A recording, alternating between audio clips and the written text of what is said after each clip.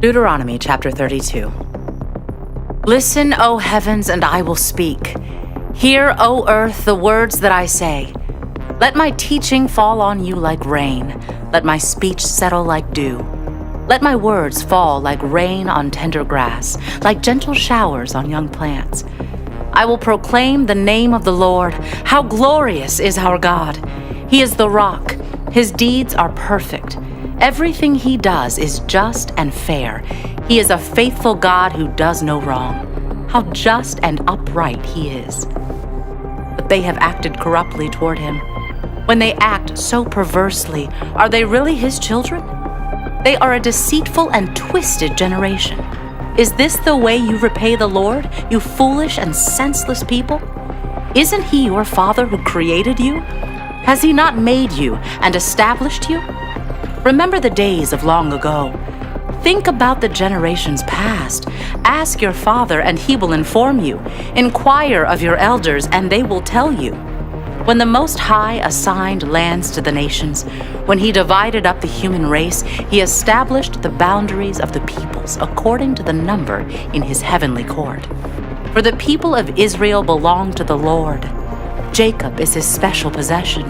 He found them in a desert land, in an empty, howling wasteland. He surrounded them and watched over them. He guarded them as he would guard his own eyes. Like an eagle that rouses her chicks and hovers over her young, so he spread his wings to take them up and carried them safely on his pinions. The Lord alone guided them. They followed no foreign gods. He let them ride over the highlands and feast on the crops of the fields. He nourished them with honey from the rock and olive oil from the stony ground. He fed them yogurt from the herd and milk from the flock, together with the fat of lambs. He gave them choice rams from Bashan and goats, together with the choicest wheat. You drank the finest wine made from the juice of grapes.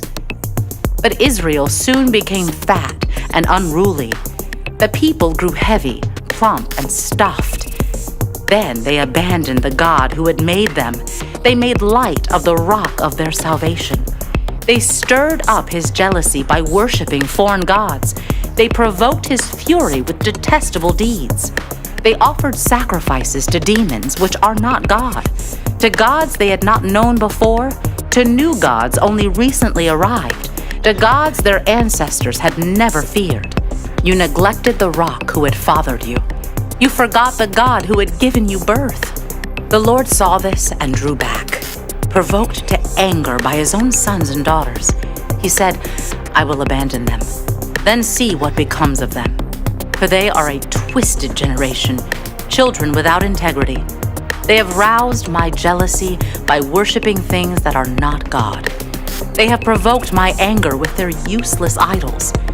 Now, I will rouse their jealousy through people who are not even a people. I will provoke their anger through the foolish Gentiles. For my anger blazes forth like fire and burns to the depths of the grave.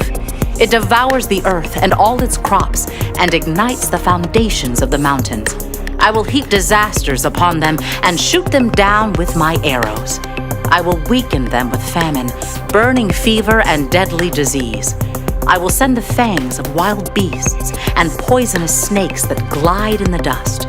Outside, the sword will bring death, and inside, terror will strike both young men and young women, both infants and the aged. I would have annihilated them, wiping out even the memory of them. But I feared the taunt of Israel's enemy, who might misunderstand and say, our own power has triumphed. The Lord had nothing to do with this. But Israel is a senseless nation. The people are foolish without understanding. Oh, that they were wise and could understand this. Oh, that they might know their fate. How could one person chase 1,000 of them, and 2 people put 10,000 to flight, unless their rock had sold them, unless the Lord had given them up? But the rock of our enemies is not like our rock, as even they recognize. Their vine grows from the vine of Sodom, from the vineyards of Gomorrah. Their grapes are poison, and their clusters are bitter. Their wine is the venom of serpents, the deadly poison of cobras. The Lord says, Am I not storing up these things, sealing them away in my treasury? I will take revenge. I will pay them back. In due time, their feet will slip. Their day of disaster will arrive, and their destiny will overtake them. Indeed, the Lord will give justice to his people, and he will change his mind about his servants when he sees their strength is gone and no one is left, slave or free. Then he will ask, where are their gods, the rocks they fled to for refuge? Where now are those gods who ate the fat of their sacrifices and drank the wine of their offerings? Let those gods arise and help you. Let them provide you with shelter. Look now, I myself am he. There is no other God but me. I am the one who kills and gives life. I am the one who wounds and heals. No one can be rescued from my powerful hand. Now I raise my hand to heaven and declare, as surely as I live, when I sharpen my flashing sword and begin to carry out justice, I will take revenge on my enemies and repay those who reject me. I will make my arrows drunk with blood, and my sword will devour flesh, the blood of the slaughtered and the captives, and the heads of the enemy leaders. Rejoice with him, you heavens, and let all of God's angels worship him. Rejoice with his people, you Gentiles, and let all the angels be strengthened in him. For he will avenge the blood of his children. He will take revenge against his enemies. He will repay those who hate him and cleanse his people's land. So Moses came with Joshua, son of Nun, and recited all the words of this song to the people. When Moses had finished reciting all these words to the people of Israel, he added, "Take to heart all the words of warning I have given you today. Pass them on as a command to your children, so they will obey every word of these instructions. These instructions are not empty words. They are your life. By obeying them, you will enjoy a long life in the land you will occupy when you cross the Jordan River." Moses' death foretold. That same day the Lord said to Moses, "Go to Moab, to the mountains east of the river, and climb Mount Nebo, which is across from Jericho. Look out across the land of Canaan, the land I am giving to the people of Israel as their own special possession. Then you will die there on the mountain. You will join your ancestors just as Aaron your brother died on Mount Hor and joined his ancestors. For both of you betrayed me with the Israelites at the waters of Meribah at Kadesh in the wilderness of Zin. You failed to demonstrate my holiness to the people of Israel there. So you will see the land from a distance, but you may not enter the land I am giving to the people of Israel."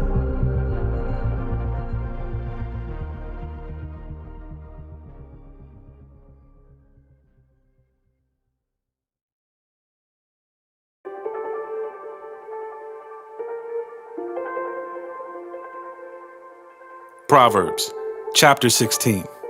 We can make our own plans, but the Lord gives the right answer. People may be pure in their own eyes, but the Lord examines their motives. Commit your actions to the Lord, and your plans will succeed. The Lord has made everything for his own purposes, even the wicked for a day of disaster. The Lord detests the proud. They will surely be punished. Unfailing love and faithfulness make atonement for sin. By fearing the Lord, people avoid evil. When people's lives please the Lord, even their enemies are at peace with them. Better to have little with godliness than to be rich and dishonest. We can make our plans, but the Lord determines our steps.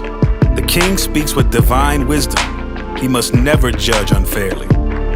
The Lord demands accurate scales and balances. He sets the standards for fairness. A king detests wrongdoing, for his rule is built on justice. The king is pleased with words from righteous lips. He loves those who speak honestly. The anger of the king is a deadly threat. The wise will try to appease it. When the king smiles, there is life. His favor refreshes like a spring rain. How much better to get wisdom than gold, and good judgment than silver. The path of the virtuous leads away from evil. Whoever follows that path is safe. Pride goes before destruction, and haughtiness before a fall. Better to live humbly with the poor than to share plunder with the proud. Those who listen to instruction will prosper. Those who trust the Lord will be joyful. The wise are known for their understanding, and pleasant words are persuasive. Discretion is a life-giving fountain to those who possess it, but discipline is wasted on fools. From a wise mind comes wise speech. The words of the wise are persuasive. Kind words are like honey, sweet to the soul and healthy for the body. There is a path before each person that seems right, but it ends in death. It is good for workers to have an appetite. An empty stomach drives them on. Scoundrels create trouble. Their words are a destructive blaze. A troublemaker plants seeds of strife. Gossip separates the best of friends. Violent people mislead their companions, leading them down a harmful path. With narrowed eyes, people plot evil. With a smirk, they plan their mischief. Gray hair is a crown of glory. It is gained by living a godly life. Better to be patient than powerful. Better to have self-control than to conquer a city. We may throw the dice, but the Lord determines how they fall.